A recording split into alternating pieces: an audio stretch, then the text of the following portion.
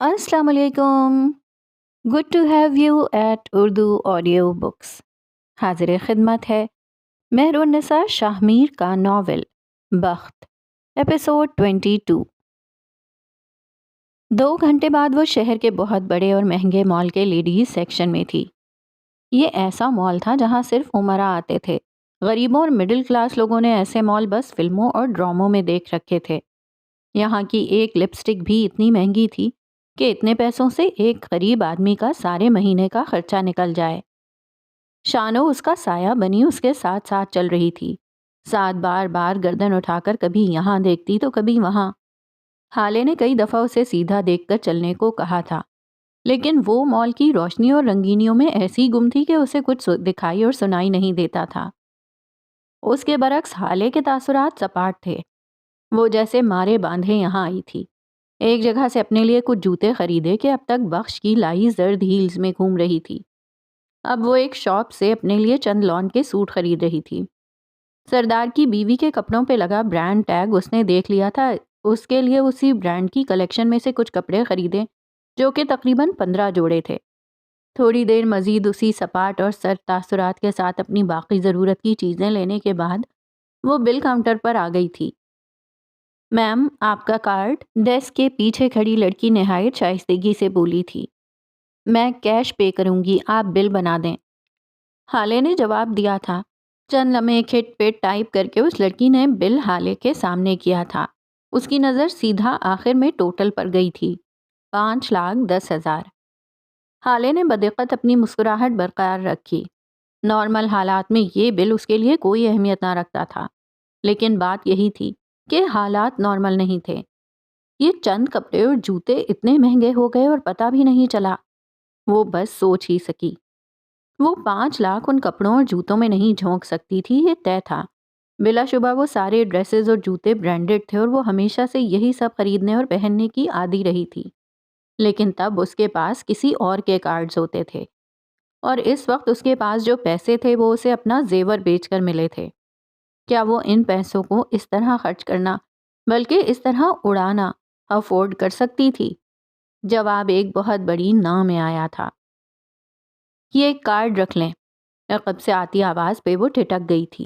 ہمیشہ کی طرح نقشک سے تیار بالوں کو جیل سے جمائے وہ محصور کر دینے والی پرسنالٹی والا آدمی سفیر سلطان تھا. حالے مڑ بھی نہ سکی. وہ ایک جگہ جم گئی تھی. شیور سر، وہ لڑکی مسکرا کر بولی تھی. سلطان فیملی عموماً یہاں آتی رہتی تھی اور آج کل تو یہ خاندان خبروں کی زینت بنا ہوا تھا، اس لیے وہ لڑکی جان گئی تھی کہ وہ دونوں کزنز ہیں. نہیں، رک جائیں. حالے نے خود کو بولتے سنا. آپ ایسا کریں، ان چیزوں کا بل بنا لیں اور باقی رہنے دیں، میں پھر کبھی آ جاؤں گی. اس نے سردار کی بیوی کے لیے لینے والے کپڑوں کے بیگز الگ کرتے ہوئے کہا. شانو بس خاموش کھڑی ان کو دیکھتی رہی. اسے یہ بھوری آنکھوں والا آدمی برا لگا تھا. یہاں اگر اس کا صاحب ہوتا تو کیا ہی بات تھی. میں کہہ رہا ہوں نا، میرا کارڈ یوز کر لو، سمجھ نہیں آ رہی؟ اب کہ وہ ذرا سخت لہجے میں بولا تھا. ڈیسک کے پیچھے کھڑی لڑکی اب ذرا پریشان ہوئی تھی. ان چیزوں کا بل کتنا ہوا؟ حالے بغیر سفیر کی طرف دیکھے چند بیگز اس کے سامنے کرتے ہوئے پوچھ رہی تھی. سفیر 2 قدم آگے آیا تھا، حالے کے کندھے کے پیچھے. حالے، میں کہہ رہا ہوں نا، میرا کارڈ لے لو، یہاں تماشا مت بناؤ. تم ہماری فیملی کو جتنا ذلیل کر سکتی تھی اتنا کر چکی ہو، اب بس بہت ہو گیا، سب دیکھ رہے ہیں. اس نے آواز ہلکی کر لی تھی. حالے کی ہتھیلی پسینے سے بھر گئی تھی. وہ مزید اسے برداشت نہیں کر سکتی تھی. وہ مڑی تھی، زرد ہوتے چہرے پر بدقت مسکراہٹ لائی. میں اپنا بل خود دے سکتی ہوں سفیر، آپ تکلف نہ کریں. جس کام کے لیے آئے تھے پلیز وہی کریں. وہ بہت مشکل سے ضبط کرتی بولی تھی. بل بناتی لڑکی کنکھیوں سے ان دونوں کو دیکھ رہی تھی. ان کے پیچھے بل ادا کرنے والے لوگ بھی ان کو دیکھنے لگے تھے. سفیر مسکرایا تھا. ایک نظر ڈیسک کے پیچھے کھڑی لڑکی کو دیکھا، پھر اپنے پیچھے کھڑے لوگوں کو دیکھا اور کہنا شروع کیا. اصل میں یہ مجھ سے ناراض ہے. کزنز میں ایسا ہوتا رہتا ہے اور اپنا کارڈ بھی بھول آئی ہے. لڑکیوں کی جلدی کی عادت. وہ مسکرا کر کہہ رہا تھا. اس لیے میں اپنا کارڈ دے رہا ہوں، لیکن یہ لینے کو تیار ہی نہیں. ہمیں بس 5 منٹ دے دیں. وہ کہہ کر حالے کی طرف مڑا تھا۔ لڑکی کچھ نہ بولی، وہ ان کھوکھلی مسکراہٹوں اور جھوٹی وضاحتوں کی عادی تھی۔ وہ 2 ٹکے کا پولیس والا جو تمہارے بلز تک پے نہیں کر سکتا، تم نے اسے مجھ پر فوقیت دی۔ اب مزید کوئی تماشا بنوانے کی ضرورت نہیں ہے، خاموشی سے میرا کارڈ لو اور بل کلیئر کر دو۔ وہ ہلکی آواز مگر سخت لہجے میں بول رہا تھا۔ تب تک لڑکی بل بنا چکی تھی۔ میرا شوہر چاہے مجھے بھوکا بھی رکھے، لیکن کم از کم وہ مجھ پر ہاتھ نہیں اٹھاتا، وہ کہہ کر مڑ گئی تھی۔ میڈم، اب آپ کے 2,75,000 ہو گئے۔ حالے نے قریب جا کر بل انگلیوں سے پکڑا تھا، پھر بیگ سے کچھ نوٹوں کی گڈیاں نکال کر ڈیسک پر رکھیں اور مسکرائی۔ تھینک یو سو مچ۔ لڑکی نے گنا نہیں، کیونکہ اس کی ضرورت نہیں تھی۔ وہ مڑی اور سفیر کو دیکھا اور مڑ گئی۔ شانو بیگ اٹھائے اس کے پیچھے گئی تھی۔ سفیر مٹھی بھینچے اس کو دیکھے گیا۔ اپنے کسی دوسرے عاشق سے بل پے کروانے تھے تو پہلے بتا دیتی۔ سفیر پیچھے سے بلند آواز سے پکارا تھا۔ حالے کے دل پہ جیسے چھری لگی تھی۔ مجھ سے دل بھر گیا ہے نا، تبھی تو آج میرا پیسہ حلق میں اٹکنے لگ گیا ہے۔ حالے کے قدم تھمے تھے۔ اسے دکھ ہوا تھا، بہت زیادہ دکھ۔ لوگ حیرت سے سفیر کو دیکھے گئے۔ وہ سوٹڈ بوٹڈ ڈیسنٹ سا انسان اتنی گندی زبان رکھتا تھا۔ شرم آنے چاہیے تمہیں حالے سلطان، ڈوب مرنا چاہیے تمہیں۔ شادی کی رات گھر سے بھاگنے والی لڑکیوں کو زیب نہیں دیتا اتنا نخرہ۔ وہ مزید نہیں سن سکی۔ بھاری ہوتے قدم اٹھائے اور آگے بڑھنے لگی۔ ہر قدم اتنا بھاری تھا جیسے کوئی وزنی پتھر پیر سے باندھ رکھا ہو، جس کا باپ اس کا صدمہ لے کر وقت سے پہلے مر گیا ہو، جس کے بھائی نے اپنی بہن کی بد کرداری کی وجہ سے باہر نکلنا سوشل ہونا چھوڑ دیا ہو، اس لڑکی کو اتنی اکڑ زیب نہیں دیتی۔ وہ اب بھی چلا رہا تھا۔ وہ چلتی گئی، کانوں میں اترتا زہر دل میں اترنے لگا تھا، لیکن وہ چلے گئی۔ اس سے پہلے کہ جسم زہر سے سبز پڑتا، اسے یہاں سے جانا تھا۔ نہ جانے کیوں، ایک لمحے کو دل نے خواہش کی تھی کہ کاش عمر حیات یہاں ہوتا۔ اگلے ہی لمحے اس نے دل کو ڈپٹ کر سلھایا تھا۔ وہ اس جگہ سے باہر آ گئی تھی۔ دل تھا کہ پھٹ رہا تھا، آنکھیں چھلکنے کو بےتاب۔ سفیر کے ساتھ اس نے ایک بہترین وقت گزارا تھا۔ وہ کم بولتا تھا لیکن اچھا بولتا تھا، کبھی اونچی آواز یا بدتمیزی سے بات نہیں کی تھی۔ ہر معاملے کو سمجھنے والا، اس کی اور چچی کی صلح کرانے والا، حسن اور حالے کے جھگڑے میں ہمیشہ حالے کو سپورٹ کرنے والا۔ جب وہ فیل ہوتی تو اس کے کالج اور یونیورسٹی میں اس کے سرپرست کی حیثیت سے جعلی کالز کرنے والا۔ اسے سفیر سے کوئی طوفانی عشق نہیں تھا، وہ بس اچھا تھا، دل کو بھی اچھا لگتا تھا۔ وہ اچھے وقتوں کا اچھا ساتھی تھا، اب برے وقت میں برا کیوں بن رہا تھا؟ باجی چلیں؟ شانو کی آواز پر وہ ہوش میں آئی تھی۔ آنکھیں ضبط سے سرخ پڑ رہی تھیں۔ جی چاہ رہا تھا کہ دہاڑے مار مار کر روئے، لیکن بھلا فرق کس کو پڑتا تھا؟ چلو، وہ غائب دماغی سے کہتے آگے بڑھ گئی تھی۔ تھوڑی دیر بعد گاڑی ڈرائیو کرتے اس کا چہرہ ہر احساس سے عاری تھا۔ دل پہ ان آنسوؤں کا بوجھ تھا جو گرے نہیں تھے۔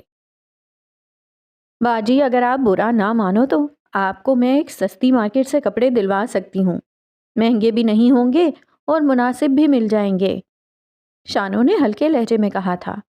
گاڑی ڈرائیو کرتی حالے سوچ میں پڑ گئی۔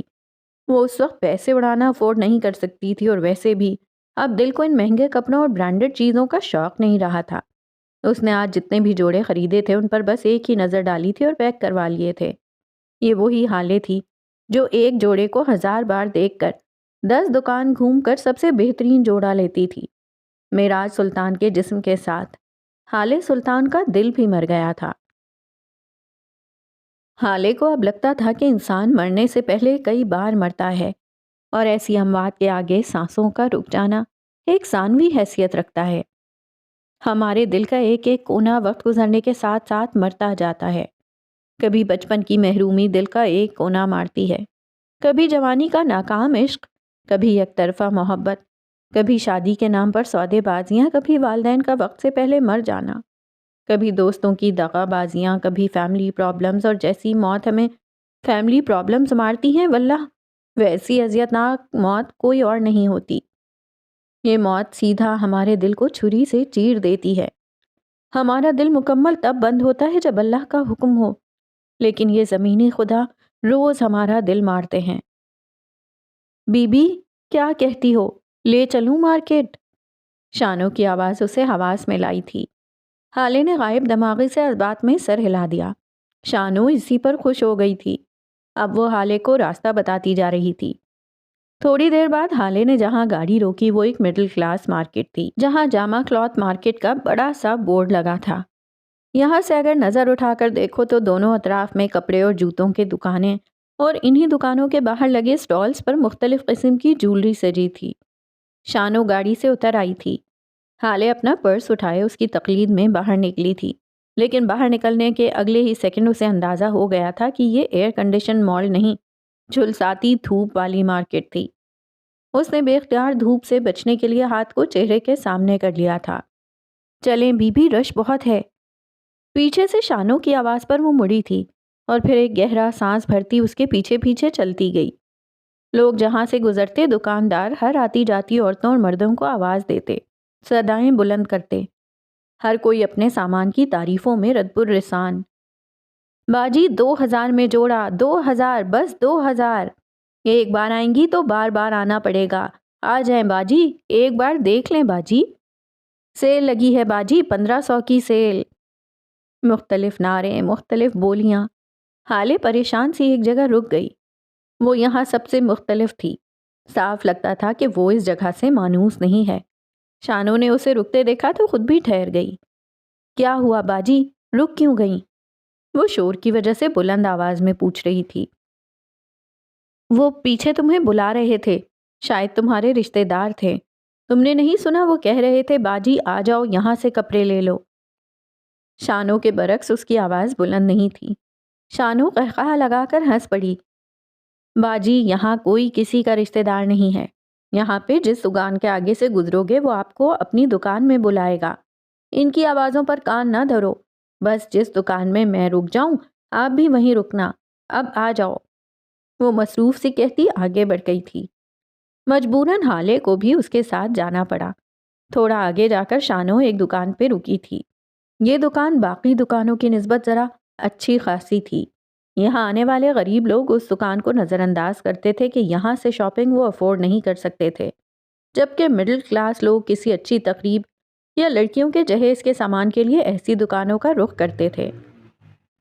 وہ دونوں دکان کے اندر داخل ہوئیں تو ان کے لیے کرسیاں رکھی گئیں۔ چھوٹا لڑکا بھاگ کر پانی لے آیا۔ حالے اپنے ظاہری حلیے اور رکھ رکھاؤ سے ڈیفنس کی کوٹھی میں رہنے والی بیگم لگتی تھی۔ دکاندار مروب ہو گیا۔ اب وہ اپنی دکان کی سب سے شوخ اور بھڑکیلے جوڑے نکال کر دکھا رہا تھا۔ حالے نے ایک نظر ناپسندیدگی سے ان سب کپڑوں کو دیکھا اور پھر اسے ٹوک دیا۔ مجھے بس لان کے سوٹوں کی نئی کلیکشن دکھا دیں، یہ سب مجھے نہیں چاہیے۔ دکاندار جی جی کرتا اپنی دکان کے نفیس اور سادہ سے جوڑے نکال لایا تھا۔ یہ سارے جوڑے 3000 سے شروع ہوتے ہیں باجی، دکاندار لڑکے نے بتایا تھا۔ حالے نے چونک کر اس کو دیکھا تھا، ساتھ منہ پر ہاتھ رکھے شانو کو دیکھا۔ نہ کیوں، کس خوشی میں 3000؟ 2000 سے 1 روپے زیادہ نہیں دوں گی میں، اتنا بھی کوئی خاص رنگ نہیں ہے، نہ پرنٹ اچھا ہے۔ ایسے جوڑے پہن رکھے ہیں ہم نے، ایک دھلائی کے بعد ہی رنگ اتر جاتا ہے۔ دکاندار لڑکا اب اپنے جوڑے کا دفاع کر رہا تھا۔ حالے شانو کے کان کے قریب جھکی تھی۔ بس کر دو شانو، کہیں وہ ناراض ہی نہ ہو جائے۔ حالے کو ایک اور فکر لاحق ہوئی تھی۔ اس کو میں صحیح ناراض کرتی ہوں، آپ ذرا رک جاؤ۔ ہاں بھائی، 15 جوڑے لوں گی اسی طرح کے، اور سارے 1500 2000 تک، اس سے 1 روپیہ زیادہ نہیں دوں گی۔ منظور ہے تو ٹھیک، ورنہ اور بھی بہت دکانیں ہیں۔ شانو ایک بار پھر جرا پر اتر آئی تھی۔ حالے خفت سے یہاں وہاں دیکھنے لگی۔ اس نے اپنی زندگی میں ایسی دکانوں کا رخ نہیں کیا تھا، اور نہ ایسی صورتحال کا سامنا۔ تھوڑی دیر تک شانو اس دکان کے ساتھ ڈیل ڈن کر چکی تھی، 15 جوڑے اور سارے 2 سے 2500 تک۔ حالے نے رقم نکال کر بل ادا کیا اور باہر نکل آئی۔ اس کا چہرہ خوشی سے تمتما رہا تھا۔ شانو، کیا واقعی یہاں اتنے سستے کپڑے ملتے ہیں؟ میں پہلے یہاں کیوں نہیں آئی؟ ان سب کے ساتھ دوپٹے بھی ہوں گے نا؟ وہ بیگ اٹھائے اپنے ساتھ چلتی شانو سے کہہ رہی تھی۔ جواباً شانو نے کچھ کہا تھا۔ حالے مسکرا رہی تھی۔ اتنے دنوں بعد پہلی بار۔ اس وقت اس کے ذہن سے سفیر سے ہونے والی ملاقات محو ہو چکی تھی۔ وہ لاکھوں کی شاپنگ کرتی آئی تھی، لیکن آج کی 35,000 کی شاپنگ نے اسے جتنی خوشی دی تھی وہ آج تک کبھی نہیں ہوئی تھی۔ اس نے اپنے لیے گئے کپڑے گھر جا کر کبھی کھول کر نہیں دیکھے تھے، لیکن آج اس کا دل کر رہا تھا وہ ان کپڑوں کو دیکھے، چھوئے اور ایک بار پھر خوش ہو۔ آس پاس دکانوں سے آتی آوازیں، رش میں لگتے دھکے، بچوں کے رونے چلانے کی آوازیں، لڑکیوں کے حسرت بھرے چہرے اور ان سب کے درمیان گزرتی وہ ملکہ جسے کسی تاج کی ضرورت نہیں تھی، جسے کسی خزانے کی ضرورت نہیں تھی۔ یہ وہ ملکہ تھی جسے اس کا دل ملکہ بناتا تھا۔ وہ جب گھر پہنچی تو شام ہونے والی تھی۔ لاؤنج کے صوفے پر بیٹھی وہ اپنے ہیل سے آزاد کیے پیروں کو ہاتھ سے دبا رہی تھی۔ اسی وقت عمر داخلی دروازے سے آتا دکھائی دیا۔ اس کے پیچھے ہی شانو بیگ اٹھائے آ رہی تھی۔ عمر نے اسے روک کر ان بیگز کی بابت پوچھا تو شانو جواب دے کر آگے بڑھ گئی۔ عمر سر ہلاتا اندر آ گیا۔ حالے صوفے کی پشت سے سر ٹکائے نیند دراز تھی جب عمر لاؤنج میں داخل ہوا۔ حالے کو صوفے پر بیٹھے دیکھ وہ اس کے قریب رکھے سنگل صوفے پر بیٹھ گیا۔ حالے نرمی سے پکارا۔ بولو۔ ہم اپنے ٹارگٹ میں سے ایک کو چیک کر چکے ہیں، باقی 2 رہتے ہیں۔ اب کس کا نمبر ہے اور وہ کون ہے؟ آپ کے پاس ڈیٹیلز ہیں نا؟ حالے سیدھی ہوئی تھی، آنکھیں کھول کر اس کو دیکھا۔ ایک لمحے کو عمر نے اس کی آنکھوں میں دیکھا۔ ان آنکھوں کی جوت بجھی ہوئی تھی۔ اس نے نظریں پھیر لیں۔ سرور خواجہ، چیف کسٹم آفیسر۔ 10 ماہ پہلے اس نے 4 اللیگل گاڑیوں کو بغیر ٹیکس کے کلیئر کروایا تھا۔ وہ گاڑیاں کسی منسٹر کے بھانجے کی تھیں۔ سرور خواجہ نے اس کے بدلے 2 کروڑ لیا تھا۔ پورٹ پہ اس کے تعلقات ہیں جسے اس نے استعمال بھی کیا اور ان کو منافع بھی دیا۔ ان گاڑیوں میں سے 2 گاڑیاں دہشت گردی کی مختلف واردات میں استعمال ہوئی ہیں، جن کی وجہ سے سرور خواجہ کافی عرصہ زیر حراست رہا۔ 2 ماہ پہلے وہ باہر آیا ہے۔ اس کا آپ سے کیا تعلق تھا؟ اب اگر اس نے رشتہ مانگا ہوا ہونا تو دیکھو میں اس کا کیا کرتا ہوں۔ اس کو جیل بھیجنے والے میرے بابا ہی تھے۔ اس کے کیس کا فیصلہ بابا نے سنایا تھا۔ عمر نے سکون کی سانس لی تھی۔ حالے کہے جا رہی تھی، لیکن بعد میں اس نے سپریم کورٹ میں اپیل کی اور جھوٹے ثبوتوں اور گواہیوں کی وجہ سے رہا ہو گیا، لیکن اس کی ریپوٹیشن بری طرح مسخ ہو چکی ہے۔ نوکری بھی چھوٹ گئی ہے۔ آج کل وہ شہر کے کچھ عمرہ اور رؤسا کے آگے پیچھے گھومتا ہے تاکہ اس کی پوزیشن اسے واپس مل جائے۔ شیر علی اور اس کی کافی اچھی دوستی رہی ہے۔ وہ دونوں ایک ہی محلے سے ہیں۔ بعد میں زندگی کی باغ ڈور میں ان کی زندگی میں بہت ساری تبدیلیاں آئیں، لیکن ان کی دوستی نہیں ٹوٹی۔ وہ شیر علی کو آج بھی فیورز دیتا ہے اور کچھ دن قبل اس سے ملا بھی ہے۔ ٹھیک ہے، اس کے پاس چلتے ہیں۔ کیا آپ کے پاس کچھ ہے؟ ہم اس سے کیسے اگلوائیں گے؟ چائے پانی دے کر، حالے سپاٹ لہجے میں بولی تھی۔ عمر اس کے اس طرح کہنے پہ مسکرایا۔ اور اگر وہ نہ مانا تو خاطر تواضع کر لینا۔ عمر گردن پیچھے پھینکے محظوظ سا ہنسے گیا۔ حالے نے اسے پہلی بار اس طرح ہنستے دیکھا تھا۔ تھوڑی دیر بعد وہ سیدھا ہوا تو اس کی آنکھوں میں پانی بھر گیا تھا جسے وہ انگلی سے صاف کر رہا تھا۔ آپ بہت جلد میری اصطلاحات سیکھ گئیں، مجھے اچھا لگا۔ وہ اب مسکراہٹ دبا کر بولا تھا۔ آج شام 6 بجے خواجہ سرور ایک ریسٹورانٹ میں کسی عزیز سے ملنے آئے گا تو ہم اس سے ملیں گے۔ تم اس سے کسی گاڑی کی ڈیل کرو گے کیونکہ تمہارا شو روم ہے اور تم ایسی گاڑیاں بآسانی بیچ سکتے ہو۔ حالے سلطان صاحبہ، وہ ہر ایرے غیرے کو گاڑیوں کی ڈیلز نہیں دیتا ہوگا۔ کیا تم ایرے غیرے ہو؟ وہ دو بدو بولی تھی۔ عمر کا چہرہ سرخ ہوا تھا۔ میرا مطلب ہے وہ یہ کام صرف اپنے جاننے والوں کے لیے کرتے ہیں۔ میرے سر پہ صاف صاف لکھا ہے ASP عمر حیات۔ وہ مجھے دیکھ کر ہی بھاگ جائے گا۔ سسپینڈڈ ASP، حالے نے تصحیح کی۔ آپ کی وجہ سے، اپنے 1.5 شانے پن کی وجہ سے۔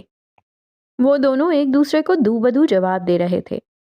ٹھیک ہے، مان لیا جو آپ کہتی ہیں، سب مان لیا۔ خوش؟ آخر عمر نے ہار مان لی۔ تم مجھے آپ کیوں کہتے ہو؟ حالے نے عجیب لہجے میں سوال کیا۔ عمر چند لمحے اس کے چہرے کو دیکھتا رہا۔ کیونکہ مجھے آپ سے عقیدت ہے۔ آپ میرے لیے ایسے ہیں جیسے گھر کا کوئی بڑا، جس طرح ہم ان کے سامنے اونچا نہیں بول سکتے، سخت نہیں کہہ سکتے اور کبھی کبھی ان کے سامنے بالکل بے بس ہوتے ہیں، میں آپ کے معاملے میں بالکل ایسے ہوں۔ آپ کا چہرہ میرے کسی عزیز سے ملتا ہے۔ کس سے؟ میک اے گیس، وہ مسکرا کر بولا تھا۔ آپ مجھے تم کیوں کہتی ہیں؟ حالانکہ میں آپ سے عمر میں 6 سال بڑا ہوں۔ کیونکہ میں تم سے نفرت کرتی ہوں۔ آپ انہیں کہا جاتا ہے جن کی آپ عزت کرتے ہوں یا جو آپ کے لیے اجنبی ہوں۔ نہ میں تمہاری عزت کرتی ہوں، نہ تم میرے لیے اجنبی ہو۔ میں تمہارا اصل چہرہ جانتی ہوں، وہی جسے تم دنیا سے چھپاتے پھرتے ہو۔ وہ خشک لہجے میں کہہ کر اٹھی تھی اور آگے بڑھ گئی۔ عمر کی مسکراہٹ پھیکی پڑی تھی، آنکھوں میں اذیت در آئی تھی۔ جج صاحب مجھ سے شطرنج میں ہار جاتے تھے، وہ پیچھے سے پکارا تھا۔ حالے جہاں تھی وہیں تھم گئی، ساکت۔ وہ دنیا میں بس 2 لوگوں سے جان کر ہارتے تھے، ایک آپ اور ایک میں۔ سوچیں پھر میرا اصل چہرہ کیسا ہوگا؟ کیا آپ کے باپ نے مجھے نہیں پہچانا ہوگا؟ آپ کی نفرت بجا ہے، لیکن اس کی شدت میں کمی لائیں، کیونکہ یہ یک طرفہ ہے اور یک طرفہ جذبے ہمیشہ تکلیف ہی دیتے ہیں۔ میں نے آپ سے پہلے بھی کہا تھا، اب بھی کہتا ہوں، جس نے آپ کے ساتھ برا کیا ہے میں ان کو چوک پہ کھڑا کر کے درے ماروں گا۔ مجھ سے نفرت ایک دن بیجا ثابت ہوگی، کیونکہ اس پوری دنیا میں حالے سلطان کے لیے عمر حیات سے زیادہ مخلص کوئی نہیں ہے، خود حالے بھی نہیں۔ وہ بولتے ہوئے اٹھا تھا۔ حالے اب بھی نمک کا مجسمہ بنی کھڑی تھی، جیسے چھو لو تو ڈھیر ہو جائے۔ میں گاڑی میں آپ کا انتظار کر رہا ہوں، باہر آ جائیں۔ وہ چلا گیا تھا۔ وہ اسی طرح لاجواب کر کے کیوں چلا جاتا تھا؟ وہ دونوں گول چکردار زینے پہ چڑھتے ریسٹورانٹ کی بالائی منزل کی طرف جا رہے تھے۔ جیسے ہی ان دونوں نے روف ٹاپ پہ قدم رکھا، بے اختیار ان دونوں کی نگاہ سیڑھیوں کے ساتھ ختم ہوتی دیوار پہ گئی، جہاں چھوٹے سائز کی بے شمار تصاویر لگی تھیں۔ 2 لڑکیاں اپنی تصویریں ہاتھ میں پکڑے بےتاب کھڑی تھیں کہ کب ان کی تصویر اس دیوار کی زینت بنے گی اور کب وہ اس تصویر کی تصویر بنائیں گی۔ ایک ویٹر ہاتھ میں گلو اسٹک پکڑے کھڑا تھا۔ ان سب تصویروں میں سب سے نمایاں ایک تصویر تھی، سب سے بڑی اور سب سے خوبصورت تصویر۔ اس تصویر میں 3 لوگ تھے۔ بیچ میں 15 سالہ حسن سلطان، اس کی دائیں جانب مسکراتے چہرے والی حالے سلطان اور بائیں جانب گرے آنکھوں والا ہارون شاہد۔ حالے اس تصویر کو دیکھتی آگے بڑھ گئی تھی، جبکہ عمر وہیں کھڑا رہ گیا، آنکھوں کی پتلیاں سکیڑے اس تصویر کو دیکھے گیا جب اسے اپنے عقب سے ان دونوں لڑکیوں میں سے ایک کی حسرت بھری آواز آئی، یار یہ گرے آنکھوں والا لڑکا کتنا ہینڈسم ہے نا؟ اس کے لہجے میں اشتیاق تھا۔ ہاں بہت ہینڈسم ہے، یہ فوڈ بلاگر بھی ہے، میں نے اس کو انسٹاگرام پہ دیکھا تھا، گرے بیوٹی۔ ساتھ کھڑی لڑکی نے اس کی تائید کی تھی۔ عمر کو نہ جانے کیوں یہ تعریف بری لگی تھی۔ I don't find him handsome۔ وہ منہ کے زاویے بگاڑ کر بڑبڑایا تھا، پھر ایک قدم آگے بڑھا لیکن پھر رک گیا، واپس مڑ کر تصویر کو ایک بار پھر دیکھا، بھویں سوچنے والے انداز میں اکٹھی کیں۔ سرمئی بلا۔ وہ ہارون کو ایک نک نیم سے نواز گیا تھا۔ ہاں بالکل یہی صحیح رہے گا، سرمئی بلا۔ وہ خود کو داد دیتا آگے بڑھ گیا تھا، البتہ دل کو جیسے قرار آ گیا تھا۔ وہ دونوں کافی دیر سے اس چھوٹی گول میز پر بیٹھے خواجہ سرور کے آنے کا انتظار کر رہے تھے۔ اسی وقت سرور کے ساتھ ایک 35-36 سالہ آدمی انہیں اپنے ساتھ والی ٹیبل پر بیٹھتا دکھائی دیا۔ حالے نے اسے پہچان لیا تھا، وہ خواجہ سرور تھا، لیکن سردار کے ساتھ کیوں؟ یہ سردار یہاں کیا کر رہا ہے؟ وہ عمر کے کان کے پاس جھکی تھی۔ میرا دوست میری مرضی۔ حالے نے میز پہ پڑا عمر کا موبائل اپنی 2 انگلیوں میں اٹھا لیا تھا اور میز کی دوسری طرف لے جا کر ہوا میں بلند کیا تھا۔ میرا ہاتھ میری مرضی، وہ جتاتے ہوئے بولی تھی۔ بتاتا ہوں رکھیں اس کو واپس، پلیز رکھ دیں، بہت مہنگا ہے، اس نے جیسے منت کی تھی۔ حالے نے موبائل واپس رکھ دیا، عمر کو بتاؤ جلدی والی نظروں سے دیکھا تھا۔ اس نے گہری سانس لے کر کہنا شروع کیا، خواجہ سرور کا کلاس فیلو خرم سردار کا کزن ہے۔ سردار نے خرم سے بات کی ہے اور اس نے ان دونوں کا میٹ اپ رکھوا دیا ہے۔ سردار اب خواجہ سے کہے گا کہ اسے ایک اللیگل گاڑی چاہیے جس کے لیے وہ فوراً حامی بھر لے گا۔ کیوں؟ حالے نے بیچ میں ٹوکا تھا۔ مجھے بات کے درمیان میں نہ ٹوکا کریں، میں ناراض ہو جاتا ہوں۔ عمر جس سنجیدگی سے بولا تھا حالے کا خون تک جل گیا تھا۔ وہ دوبارہ سے کہنے لگا، ہاں تو خواجہ حامی بھر لے گا، کیونکہ کل اس کی بیوی کی سالگرہ ہے۔ اس کی بیوی نے اس سے ڈائمنڈ نیکلس کی فرمائش کی ہے، اور ہر نیک شوہر کی طرح وہ اپنی بیوی کی خواہش پوری کرے گا، لیکن ظاہر ہے اس کے پاس اس وقت ایک ڈھیلا بھی نہیں ہے۔ ساری رقم اس نے خود کو چھڑوانے میں لگا دی ہے۔ اب اسے چاہیے اصلی جہنم میں بھی جانا پڑے تو وہ جائے گا، لیکن اپنی بیوی کے تانوں کی جہنم میں نہیں جلے گا۔ اس کے گھر میں ایک گاڑی ہے، وہ اللیگل ہے۔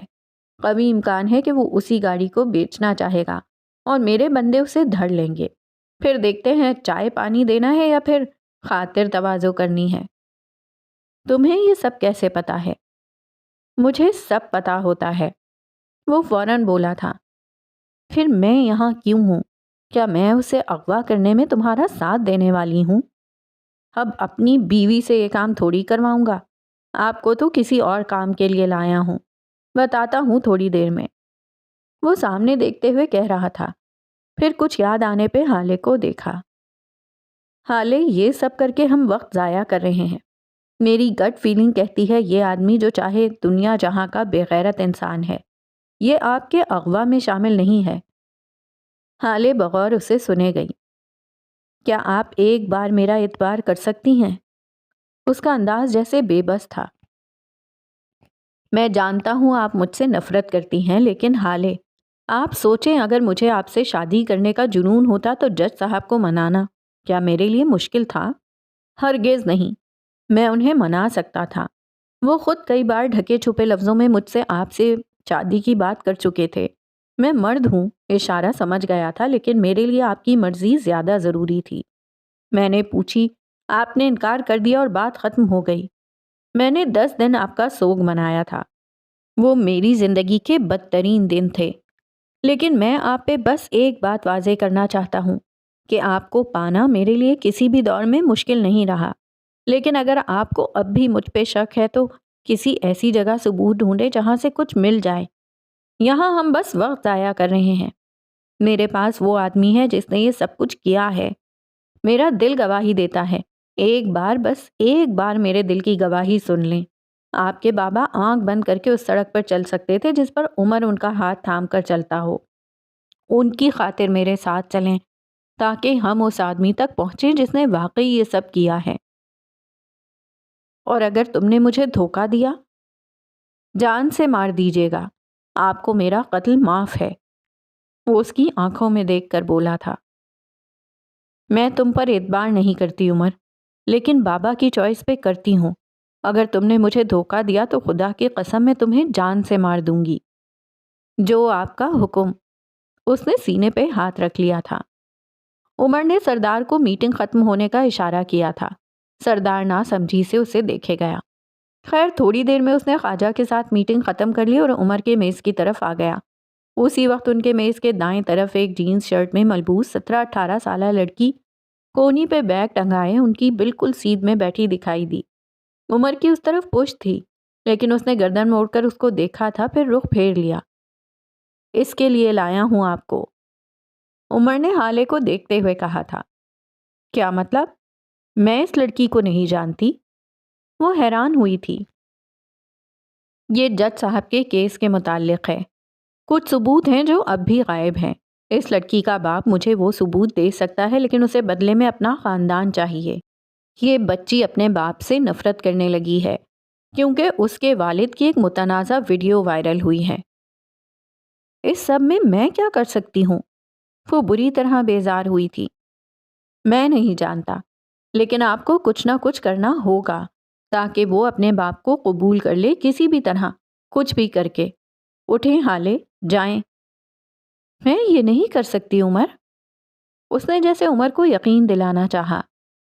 کیا آپ چاہتی ہیں کہ اپنے باپ کے مرنے پر وہ بھی وہی گلٹ محسوس کرے جو آپ ان کی آخری بات نہ مان کر رہی ہیں؟ حملہ غیر متوقع تھا۔ عمر، حالے کی آنکھوں میں گلابی پن اترا تھا۔ کیا آپ یہ چاہتی ہیں کہ کوئی دوسرا انسان بھی بس اپنے باپ کے ایک گناہ کو نہ معاف کر کے غم میں ساری زندگی ایک ادھورے پن کے ساتھ گزارے؟ جائیں حالے، پلیز جائیں، تاکہ کوئی اور آپ کی طرح گلٹ اور اذیت میں نہ ہو۔ جو لوگ کسی کا دل ہلکا کرتے ہیں، اللہ ان کے دلوں سے بوجھ اتار دیتا ہے۔ جو کسی اور کا غم سنتے ہیں، اللہ ان کی اور زیادہ سننے لگتا ہے۔ اللہ کے سب سے قریب وہ لوگ ہوتے ہیں جو چھوٹی چھوٹی نیکیاں کرتے رہتے ہیں، اور یہ چھوٹی چھوٹی نیکیاں بڑی بڑی جدوجہد مانگتی ہیں۔ حالے بیگ ہاتھ میں پکڑے اٹھی تھی۔ میں تمہیں اس کے لیے قیامت تک معاف نہیں کروں گی، وہ زخمی پن سے کہتی اٹھ گئی تھی۔ البتہ اس کا رخ باہر کی طرف تھا۔ وہ چلی گئی تو سردار اس کے سامنے آ کر بیٹھ گیا۔ مجھے وہاں سے کیوں اٹھایا بھائی؟ کیونکہ میری بیوی نے کہا تھا۔ اور بٹھایا کیوں تھا؟ کیونکہ میری بیوی نے کہا تھا۔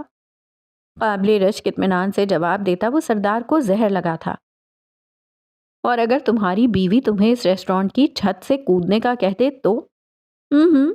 وہ ایسا کبھی نہیں کہے گی، بھلا اس نے بیوہ تھوڑی ہونا ہے۔ میں نے تمہارے جیسا زن مرید کہیں نہیں دیکھا، دیکھو گے بھی کیسے؟ میرے بعد وہ سانچہ ہی توڑ دیا گیا تھا۔ میں ون اینڈ اونلی ہوں۔ کیسے تم بیوی کے اشاروں پہ ناچنے لگے ہو؟ مجھے تو یقین ہی نہیں آتا۔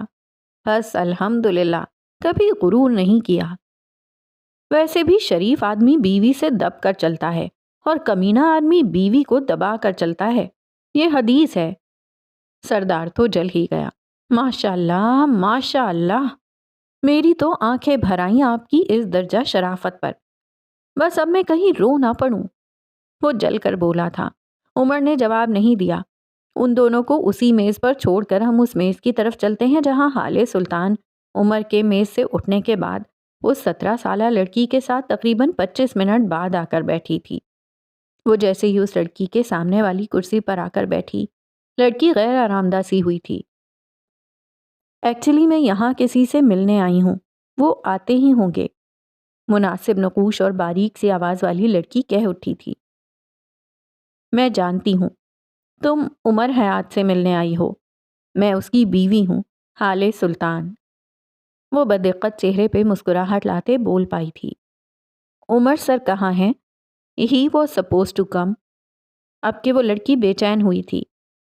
میں نے اپنا تعارف کروایا، جواباً تمہیں اپنا تعارف کروانا چاہیے تھا، نہیں؟ میں اسرا ہوں، اسرا سکندر۔ عمر سر ہمارے کالج آئے تھے، انہوں نے ایک تقریر کی تھی، میں تب سے ان کی فین ہوں، میں انہیں آئیڈیلائز کرتی ہوں۔ آج انہوں نے مجھے کال کی تھی، وہ مجھ سے ملنا چاہتے تھے۔ وہ کب تک آئیں گے؟ اسرا نے ساری تفصیل کہہ سنائی تھی۔ وہ تھوڑی دیر تک آ جائے گا، تب تک میں تمہیں کمپنی دے سکتی ہوں۔ یقین کرو میں بڑی اچھی باتیں کرتی ہوں۔ حالے اس کی آنکھوں میں دیکھتی پر اعتماد سی کہہ رہی تھی، ایسے جیسے شہزادیاں بات کرتی ہیں، بغیر ڈرے، بغیر جھجکے، بے خوف اور با اعتماد۔ کیا آپ دونوں ساتھ ہیں؟ میرا مطلب، آپ نے تو عمر سر پر اغوا کا الزام لگایا تھا۔ اسرا بولتے ہوئے جھجکی تھی۔ حالے کے دل میں کوئی اسے زور سے جکڑ رہا تھا۔ اس شخص کے ذکر سے جتنی نفرت تھی اتنی ہی اس کی باتیں اسے سننی پڑ رہی تھیں۔ ہم دونوں میاں بیوی ہیں، کل ناراض تھے تو آج ٹھیک، اور آج ٹھیک ہیں تو کل پھر ناراض ہو جائیں گے۔ تم اپنی بات کرو، تم اپنے باپ سے کیوں نہیں ملتی؟ حالے نے بظاہر عام سے لہجے میں سوال کیا تھا، لیکن اس نے واضح طور پر اسرا کا رنگ اڑتے دیکھا۔ پھر اگلے ہی لمحے اس کا چہرہ سرخ ہوا، غصے اور بے بسی سے۔ یہ میرا پرسنل معاملہ ہے، میں آپ کو یہ حق ہرگز نہیں دوں گی کہ آپ میری ذاتیات میں انٹرفیرنس کریں۔ اسی وقت حالے کے دائیں طرف ایک ویٹر مؤدب سا آ کر کھڑا ہوا تھا، وہ آرڈر لینے آیا تھا۔ حالے نے مسکراتے ہوئے آرڈر نوٹ کروایا تھا، پھر نرم سی نظروں سے غصے سے بل کھاتی اسرا کو دیکھا۔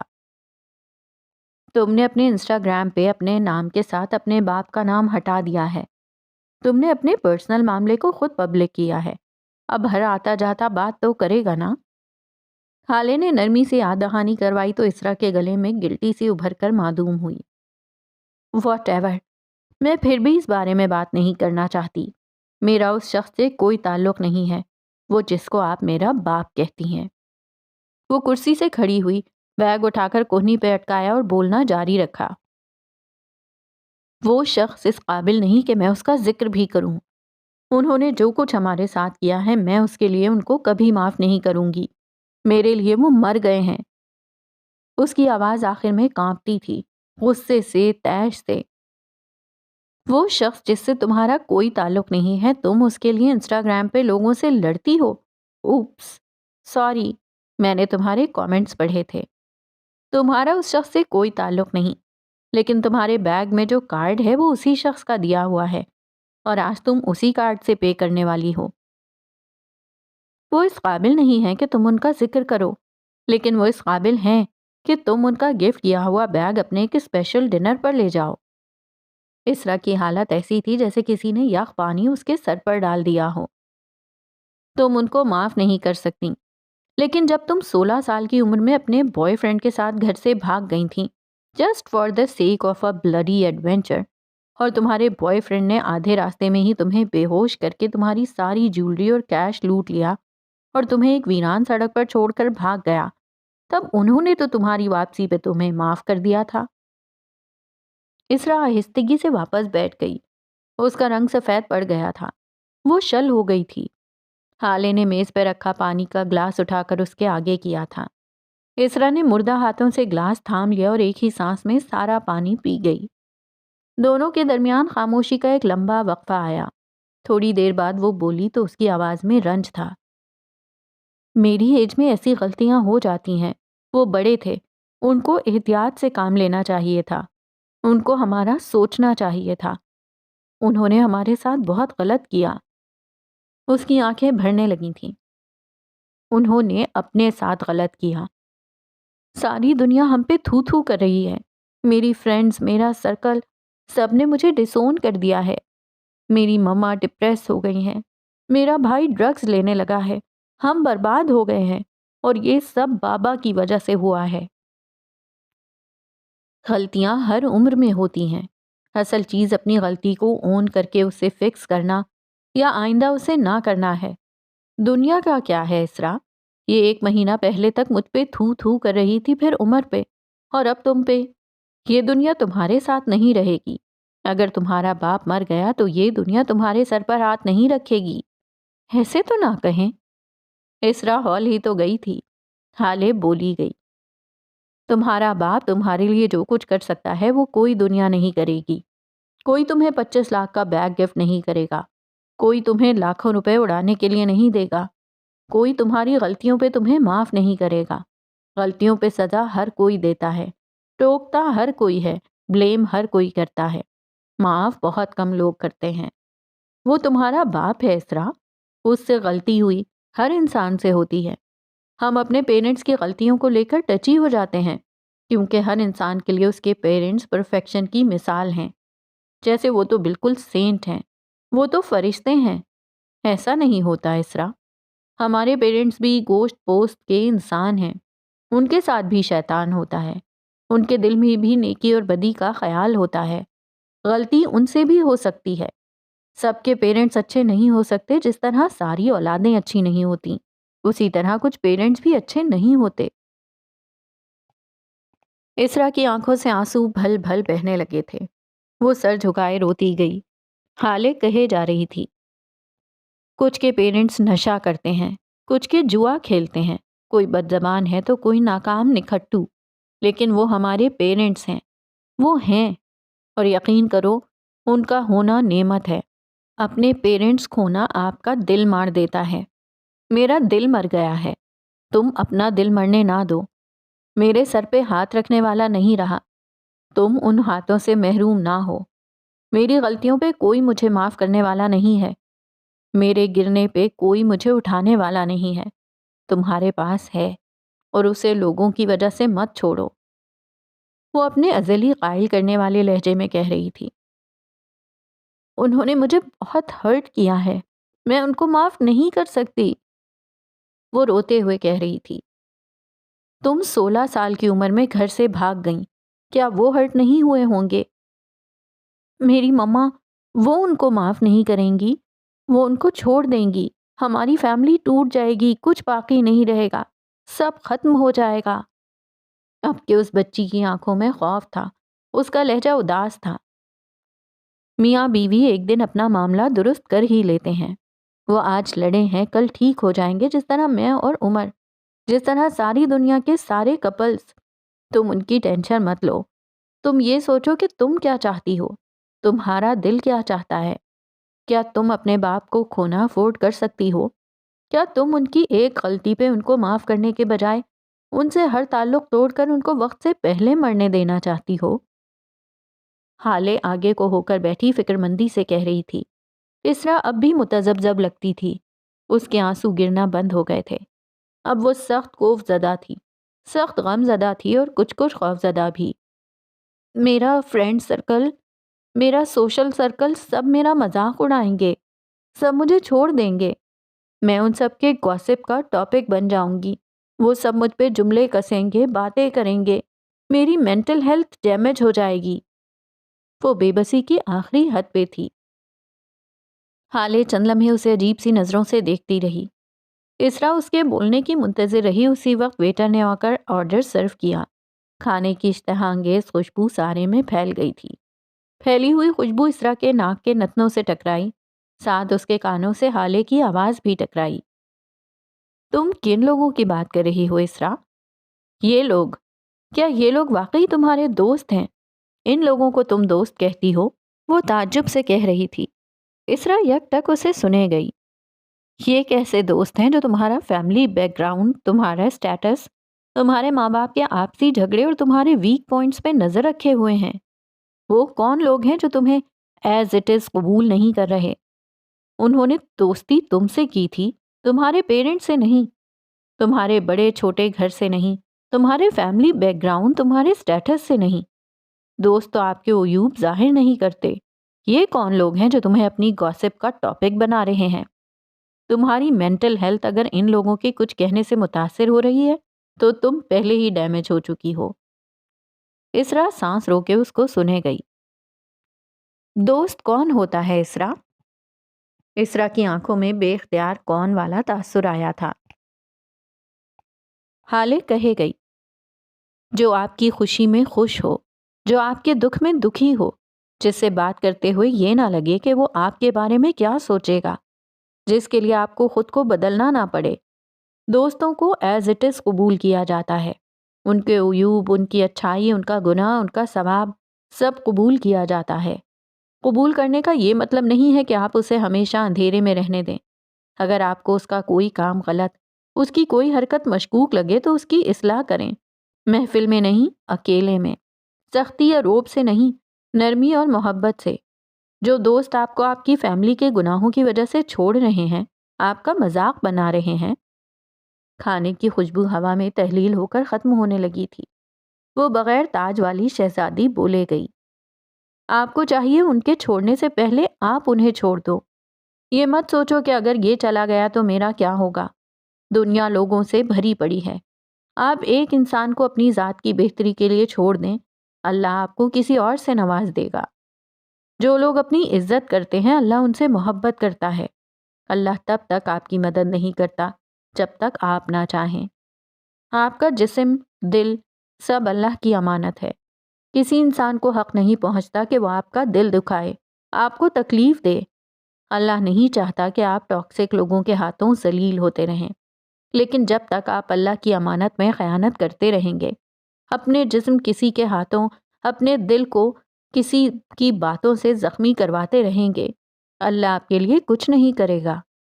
جس دن آپ کے دل و دماغ میں ایک ذرا سی بھی محبت اپنی ذات کے لیے آ گئی، جس دن آپ نے خود کو اذیت سے نکالنے کا فیصلہ کر لیا، اللہ آپ کے لیے ایسے ایسے در کھول دے گا کہ آپ کو اندازہ بھی نہیں ہوگا۔ کن دوستوں کی بات کر رہی ہو تم؟ وہ سب تم سے زیادہ گلٹی ہیں۔ ان کے پیرنٹس تمہارے پیرنٹس سے زیادہ مسائل کھڑے کر چکے ہیں۔ کیا تمہارے دوست جواد، اس کا باپ 3 بار غبن کے کیس میں جیل نہیں جا چکا؟ کیا فرح کی ماں کلب میں جوا کھیلتے ہوئے نہیں پکڑی گئیں؟ کیا احسن کی ماں کے اپنی ہی گارڈز کے ساتھ غلط تعلقات نہیں تھے؟ آپ کو یہ سب کیسے پتا؟ آپ کون ہیں؟ وہ پھٹی ہوئی آواز میں بمشکل بول پائی۔ یہ اہم نہیں ہے بچے، اہم یہ ہے کہ جب وہ لوگ اپنے پیرنٹس کو معاف کر کے ان کے ساتھ رہ سکتے ہیں تو تم کیوں نہیں؟ اور اگر وہ نہ بھی رہتے ہو تو تم رہو، کیونکہ تمہارے والد کو ضرورت ہے تمہاری۔ وہ 60 کی دہائی کراس کر چکے ہیں، اب تم چلنے کے ان کی لاٹھی ہو، کھلانے کے لیے ہاتھ اور بات کرنے کے لیے انسان۔ کبھی کسی دور میں جب تم بچی تھیں تب انہوں نے یہی سب تمہارے لیے کیا تھا، اب تمہیں کرنا چاہیے۔ ماں باپ کا اچھا یا برا ہونا اہم نہیں ہوتا، ان کا بس ہونا اہم ہوتا ہے۔ وہ بول کر خاموش ہوئی تو جیسے ایک دلسم سا ٹوٹا۔ وہ کتنا پیارا بولتی تھی، سادہ اور نرم۔ میں ان کو سوری نہیں بولوں گی۔ اسرا ہار گئی تھی۔ آپ کے خاندان کو، آپ کے رشتوں کو سوری اور تھینک یوز کی ضرورت ہوتی ہی نہیں۔ تم بس ان سے نائسلی بات کر لو اور سب پہلے جیسا ہوتا جائے گا۔ دلوں سے نفرت اور بغض نکال لیے جاتے ہیں، بغیر مانگے معافیاں مل جایا کرتی ہیں۔ وہ سادگی سے بولی تو اسرا نے بس سر ہلا دیا۔ حالے اب مزید اس سے کچھ کہہ رہی تھی، لیکن اب ہم یہاں سے اٹھ کر عمر اور سردار کی میز کی طرف جاتے ہیں۔ سردار چند لمحہ اس کو دیکھتا رہا، پھر آگے کو ہوا۔ عمر، تم ٹھیک نہیں ہو۔ کیوں، مجھے کیا ہوا؟ اس نے بے نیازی سے کندھے اچکائے تھے۔ تم ایک بار پھر اپنے غم کو پروسیس ہونے نہیں دے رہے۔ مجھے یقین ہے تم نے میراج سلطان کی موت کا غم اپنے اندر پروسیس نہیں کیا۔ تم آخر کب تک خود کو ایسی اذیت دیتے رہو گے؟ یہ سوال کرنے والا کوئی اور ہی تھا، سنجیدہ، فکر مند سا۔ ریسٹورانٹ کی زرد بتیاں ان کو بولتے ہوئے سنتی گئیں۔ میں ان کی موت پہ رویا تھا، میرا غم پروسیس ہوا ہے۔ تمہیں کیا میں بے وقوف لگتا ہوں؟ کب کہاں کیا کرنا ہے مجھے سب پتا ہے۔ اس نے گویا ناک سے مکھی اڑائی تھی۔ تم نے اس غم سے کتنے عرصے میں ریکور کیا؟ چند گھنٹے، وہ فوراً بولا تھا۔ سردار نے اسے افسوس سے دیکھا۔ عمر، کیا چند گھنٹے کسی بھی غم کے لیے کافی ہوتے ہیں؟ اللہ نے ہمارے دین میں 3 روزہ سوگ کیوں رکھا ہے؟ تاکہ ہم اپنا غم پروسیس کریں۔ چند گھنٹوں میں غم ختم ہو کر انتقام میں نہیں بدلتے۔ تمہارا غم اب بھی غصے کے مرحلے میں ہے۔ تم اب بھی اپنے زخم کو کھرچ رہے ہو تاکہ یہ تازہ رہے اور تمہیں میراج سلطان کی موت نہ بھولے۔ کیا تمہیں یاد ہے فرانسس بیکن نے کیا کہا تھا؟ A man that studieth his revenge keeps his own wounds green۔ ایک آدمی جو اپنے انتقام کا مطالعہ کرتا ہے وہ اپنے ہی زخموں کو ہرا رکھتا ہے۔ تم اپنے انتقام کو پلان نہیں کر رہے، تم اپنے انتقام کو جنون بناتے جا رہے ہو، اور جب انتقام جنون بن جائے تو صحیح غلط نہیں دیکھتا۔ انتقام کے اس چکر میں آخر میں تم اپنی روح کو مار دو گے، تم بھی ان لوگوں جیسے ہو جاؤ گے۔ اور یاد رکھو، جسموں کے قتل کی سزا ہوتی ہے، دیت ہوتی ہے اور کبھی کبھی معافی بھی، لیکن روحوں کے قتل میں نہ دیت ہوتی ہے، نہ معافی، نہ سزا، بس ایک لمبی نہ ختم ہونے والی اذیت ہوتی ہے۔ تم خود کو اذیت کیوں دینا چاہتے ہو؟ وہ فکر مندی سے کہہ رہا تھا۔ عمر جھلا گیا تھا۔ تو کیا کروں؟ ہاں بتاؤ مجھے، عورتوں کی طرح روتا رہوں یا پھر نامردوں کی طرح معاف کر دوں؟ اللہ نے مجھے 2 بازو دیے ہیں اور میں انہی بازوؤں سے ان کا گلا دباؤں گا۔ میں انہی بازوؤں سے انہیں قبر میں اتاروں گا، جیسے میں نے جج صاحب کو اتارا تھا۔ میں اپنے زخم ہرے رہنے دینا چاہتا ہوں۔ اگر میں غم کو رو دیا تو یہ ہلکا ہو جائے گا، اگر میں نے دل پر پڑی بھاری سل ہٹا دی تو بوجھ ختم ہو جائے گا اور عمر حیات معاف کر دے گا۔ میں نرم نہیں پڑنا چاہتا۔ جن کی آنکھیں جتنا روتی ہیں ان کے دل اتنے ہی نرم ہو جاتے ہیں، اور میں اپنا دل سخت رکھنا چاہتا ہوں۔ اگر تم چاہتے ہو کہ میں انہیں معاف کر دوں تو یہ ہرگز نہیں ہوگا۔ وہ آنکھوں میں غصہ لیے دبے دبے لہجے میں بولا تھا۔ سردار نے چند لمحے اس کا چہرہ دیکھا اور پھر کہنا شروع کیا۔ میں نہیں جانتا وہ لوگ کون ہیں، میں یہ بھی نہیں جاننا چاہتا کہ انہوں نے کیا کیا، کیسے کیا، کیوں کیا۔ مجھے اس بات سے بھی فرق نہیں پڑتا کہ تم ان کے ساتھ کیا کرو گے، چاہے انہیں قبر میں اتارو، ان کے ٹکڑے کرو یا ان کی لاشوں کو چوراہے پہ لٹکا دو، مجھے فرق نہیں پڑتا۔ پھر آخر تم چاہتے کیا ہو؟ عمر جیسے بیزار ہو گیا تھا۔ عمر حیات، میں عمر حیات کی روح کو بچانا چاہتا ہوں۔ عمر کے اوپر جیسے کسی نے ٹھنڈا پانی ڈال دیا تھا۔ وہ جم گیا۔ انتقام کے اس چکر میں کتنے لوگ مریں گے مجھے فرق نہیں پڑتا، لیکن میں عمر حیات کی روح کو نہیں مرنے دے سکتا۔ تمہارا جسم مر جائے میں تمہاری قبر پہ جا کر رو لوں گا، لیکن تمہارا کھوکھلا وجود مجھے نہیں چاہیے۔ میں صرف اتنا چاہتا ہوں کہ تم اپنے غم کو پروسیس کرو تاکہ تمہاری روح مرنے سے بچ جائے، تاکہ اسے غم ہو، اسے تکلیف ہو، اسے خوشی، ہر احساس کو محسوس کرے۔ اپنے دل سے اس بھاری سل کو ہٹاؤ تاکہ تم گرو کر سکو۔ انتقام اگر تمہارے دشمن کو مارتا ہے تو انتقام کا جنون تمہاری روح کو مار دیتا ہے۔ وہ کہہ رہا تھا اور عمر سن رہا تھا۔ غم بہت پوزیسو ہوتا ہے، اسے وقت چاہیے ہوتا ہے، اسے اسپیس چاہیے، اسے تمہارا ساتھ چاہیے ہوتا ہے، اسے تم سے بات کرنی ہوتی ہے۔ اگر تم اسے وہ نہیں دو گے تو غم گریس لیس ایکس بن جائے گا، ڈرائے گا، ہانٹ کرے گا، ذلیل کرے گا، تمہارے دل کو تکلیف دے گا، باتیں بنائے گا، لوگوں کے سامنے تمہیں ایکسپوز کرے گا۔ تم نہیں جانتے یہ غم کیسے انسان کو نگل جاتا ہے، یہ تمہاری ساری شخصیت مسخ کر دے گا، یا آہستہ آہستہ تمہاری روح سے انسانیت ختم کر دے گا۔ کوئی بھی غم کسی کی انسانیت کیسے ختم کر سکتا ہے؟ What naan sense! عمر نے اس کو ٹوکا تھا۔ سردار کو برا نہیں لگا، وہ عمر کے ان رویوں کا عادی تھا۔ ہر وقت غم میں رہنے والا انسان مایوس ہو جاتا ہے، اور مایوس انسان کسی دوسرے غمگین یا پریشان انسان کو اچھا مشورہ یا تسلی نہیں دے سکتا۔ کیا یہ انسانیت کے ساتھ ناانصافی نہیں ہے؟ مسلسل غم میں رہنے والا انسان کسی اور کے غم کو غم سمجھتا ہی نہیں۔ اگر کوئی اسے اپنا غم سنائے، اپنی تکلیف کہے، آپ کو ہمیشہ یہی لگتا ہے اس سے بڑا، اس سے زیادہ غم تو میرا ہے۔ لیکن دیکھو میں پھر بھی کیسے مضبوط کھڑا ہوں، میں کیسے سروائیو کر رہا ہوں۔ یہ تو ڈرامہ کر رہا ہے، یہ تو کمزور انسان ہے۔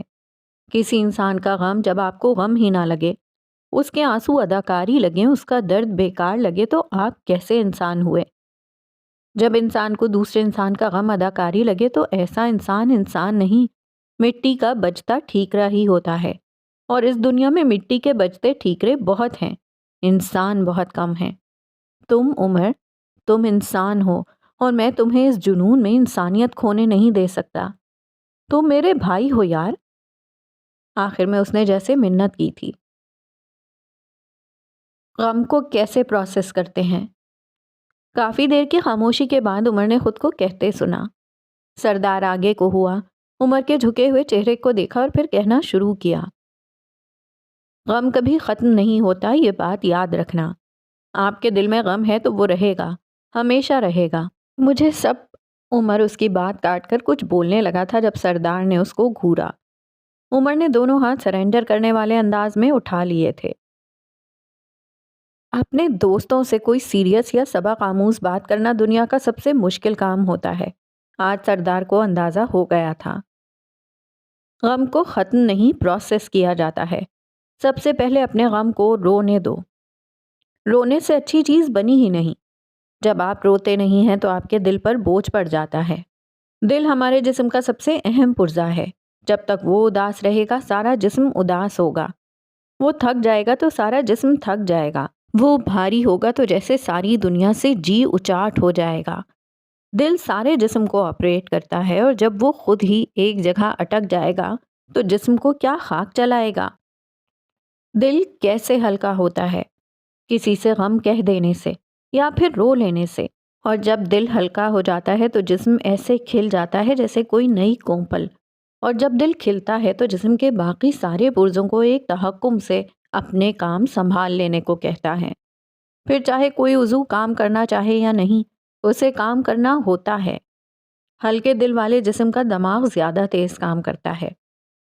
دوسرا، اپنے غم کو وقت دیں۔ ایک دن یا ایک گھنٹے میں غم پروسیس نہیں ہوتا۔ اسے جتنا وقت دیں گے وہ اتنی جلدی پروسیس کرے گا۔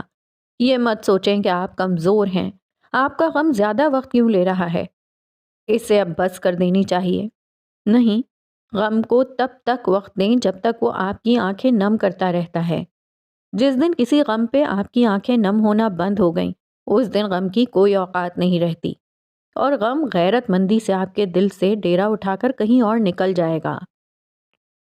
وہ سنجیدگی سے کہہ رہا تھا اور عمر آنکھیں سکوڑے اس کو سنے گیا۔ تیسرا، اس نے انگلی پہ گنا، آپ کے قریبی لوگ، آپ کے دوست، آپ کے عزیز، آپ کے بہن بھائی، جس کے ساتھ بھی آپ کمفرٹیبل ہوں اس سے کہیں۔ کہنا بہت اچھا ہوتا ہے، یہ دل پر لگے زخم کے لیے دوا کا کام کرتا ہے۔ جیسے جیسے آپ کہتے جائیں گے دل کے زخم ٹھیک ہوتے جائیں گے۔ کہنے سے ڈریں مت، جب آپ پہلی بار کہیں گے تو آواز بھرا جائے گی، آنکھیں آنسو بہائیں گی۔ دوسری بار کہیں گے تو آپ کی آواز بھرائے گی نہیں، آپ بس دکھی ہوں گے۔ رفتہ رفتہ دکھ بھی تحلیل ہوتا جائے گا۔ جیسے جیسے آپ کہیں گے آپ کا دل تندرست ہوتا جائے گا۔ یہ مت سوچیں کہ میں کیوں کہوں، میں تو مضبوط ہوں۔ اگر ایسا ہوتا تو اللہ تمہیں خاندان، دوست، رشتے یہ سب کیوں دیتا؟ وہ سانس لینے کو رکا تھا، پھر کہنا جاری رکھا، اگر ایسا ہوتا تو خاندان اور رشتے یہ سب کچھ صرف کمزور لوگوں کو ملتا۔ مضبوط لوگوں کو کیا دیواروں سے سر پٹکنے کے لیے بھیجا گیا ہے؟ ہر انسان کہیں نہ کہیں کسی نہ کسی جگہ کمزور ہے، اسے لوگ چاہیے ہوتے ہیں۔ اور جس دن لوگوں سے کہنا شروع کرتا ہے غم نروٹھی محبوبہ کی طرح ناراض ہو جاتا ہے۔ میں نے کہا نا، غم پوزیسو ہے، وہ آپ کے ساتھ کسی کو برداشت نہیں کرتا، اور جب وہ آپ کے ساتھ کسی کو دیکھ لے تو سب سے پہلے آپ کو اذیت دیتا ہے، آپ کے ذہن میں بار بار تکلیف دہ باتیں تازہ کر دیتا ہے۔ اگلی بار وہ آپ کو ڈراتا ہے آپ کے رازوں کے کھلنے کے خوف سے، وہ آپ کو آپ کے لوگوں سے بدظن کرتا ہے، آپ سے بار بار یہی کہتا ہے، کیا ہو کہ اگر اس آدمی نے تمہارے غم کے اشتہار سارے شہر میں لگا دیے؟ کیا ہو کہ تمہارا رازدار تمہیں بے پردہ کر دے؟ اگر آپ نے یہاں غم کو ہرا کر ایک بار پھر اپنی بات کہہ سنائی تو وہ غصہ ہو جاتا ہے اور آپ کے اندر سے روٹھ جاتا ہے۔ اس کی پوزیسونیس یہ بات برداشت ہی نہیں کر سکتی کہ آپ اسے شیئر کرو۔ وہ آپ کے ساتھ کسی ساتھی کو نہیں دیکھ سکتا، وہ آپ کو گرا ہوا، مایوس، ٹوٹا ہوا دیکھنا چاہتا ہے، اور جس دن ایسا نہیں ہوا وہ آپ کو ہانٹ کرنا بند کر دے گا اور اس کا پروسیس پورا ہو جائے گا۔ مجھے امید ہے عمر، تم میری بات کو سمجھو گے۔ وہ اپنی بات ختم کر چکا تھا۔ ہم کیسے اپنی بات ہر کسی سے کہہ دیں؟ راز کھلنے کا ڈر تو رہتا ہے نا؟ عمر نے سوال کیا تھا۔ کس نے کہا ہے کہ ہر کسی سے کہو اپنا غم؟ صرف اسی سے کہو جو سننے کے لائق ہو، جہاں آپ کو راز کے کھلنے کا خوف نہ ہو، جو باوقار ہو۔ اور ہمیں کیسے پتہ چلے گا کہ کوئی شخص باوقار ہے یا نہیں؟ سمپل، آپ اپنے سرکل میں ایسا آدمی ڈھونڈو جس نے آپ کے ساتھ کسی دوسرے کی ذاتی بات شیئر نہ کی ہو، وہ بھی یہ کہہ کر کہ یار دیکھو اس نے مجھے منع کیا ہے، میں پھر بھی تمہیں بتا رہا ہوں۔ ایسے لوگ بہت برے رازدار ہوتے ہیں، بلکہ ایسے لوگ رازدار ہوتے ہی نہیں۔ یاد رکھو، جو کسی دوسرے کی ذاتی بات اس کے منع کرنے کے باوجود آپ کو بتا سکتا ہے، وہ آپ کی باتیں بھی چھپائے گا نہیں۔ اور اگر اس کی نیت بری نہ ہو، میرا مطلب ہے اسے کسی تیسرے انسان کو مشورہ دینا ہو، اسی لیے وہ آپ سے شیئر کر رہا ہو، تو وہ ایسے محو ہو کر پوچھ رہا تھا کہ سردار اسے دیکھے گیا۔ اس صورت میں اسے دو کام کرنے چاہیے۔ پہلا، وہ بہت کوشش کرے کہ اپنی طرف سے کوئی معقول مشورہ دے، اور دوم، اگر بہت مجبوری میں وہ آپ سے بات کر بھی رہا ہے تو اس تیسرے انسان کا نام مخفی رکھے، اور کسی بھی صورت آپ کو اس تیسرے انسان کا نام پتہ نہ بتائے۔ وہ آپ سے اس طرح مشورہ مانگے کہ میرا ایک جاننے والا ہے، اس کے ساتھ یہ مسئلہ ہے، تم اپنی ذہانت کے مطابق کوئی مشورہ دو۔ وہ بول کر خاموش ہوا تو عمر نے بس سر ہلا دیا۔ وہ بس خاموش بیٹھا رہا۔ تھوڑی دیر بعد اس نے اپنا موبائل اٹھایا تھا اور ایک نمبر پر کال کرنے لگا، پھر رک گیا۔ نمبر ایڈٹ کے خانے میں گیا، انگلی سے کاٹنے کا بٹن دبا کر ہارون شاہد کا نام کاٹا۔ اب اس کی انگلیوں نے ایک نیا نام لکھا، سرمئی بلّا۔ نمبر سیو کیا اور کال کرنے کے لیے اٹھ گیا۔ کال جا رہی تھی، تھوڑی دیر بعد پک بھی کر لی گئی۔ ہیلو، ہارون کی آواز بوجھل تھی۔ ہاں ہارون، ایک کام ہے تم سے، کر لو گے؟ وہ بات کرتے ہوئے میز سے اٹھ گیا تھا، ایسے کہ اسرا اس کو دیکھ نہ سکے۔ کیا کام ہے؟ اور میں تمہارا کام کیوں کرنے لگا؟ اس کی آواز میں برہمی نہیں تھی، بس تکان تھی۔ عمر نے فون کان سے ہٹا کر فون کو گھورا تھا، جیسے اپنی نظروں سے اسے سالم نگل لینا چاہتا ہو۔ یہ میرے لیے ہے اور میں تمہیں اس کے بدلے فیور دوں گا. اب جلدی بولو، کر سکتے ہو. ہارون نے گہری سانس لی تھی. بولو. کسی کو سمجھانا ہے کہ اپنی عاشقی کے چکر میں اپنی زندگی برباد نہ کرے. میرے سمجھانے کا اسٹائل ذرا الگ ہے، اسی لیے تم جاؤ. میں تمہیں اس کی تصویر اور باقی ڈیٹیلز بھیج دیتا ہوں. کل شام تک اس سے مل لینا، اوکے؟ وہ یقین دہانی چاہ رہا تھا. حالے سے کیوں نہیں کہتے؟ وہ مجھ سے زیادہ اچھے طریقے سے بات کر سکتی ہے.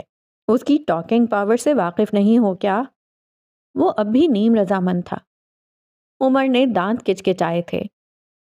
جس سے بات کرنی ہے وہ 23 سال کا لڑکا ہے، ڈرگ ایڈکٹ اور شرابی. کل شام تم مجھ سے نائٹ کلب میں ملنے والے ہو. کیا اب بھی تمہیں اپنی پہلی والی بات یاد ہے؟ عمر کے سنجیدہ انداز پر ہارون کے جبڑے کی رگیں تک تن گئیں.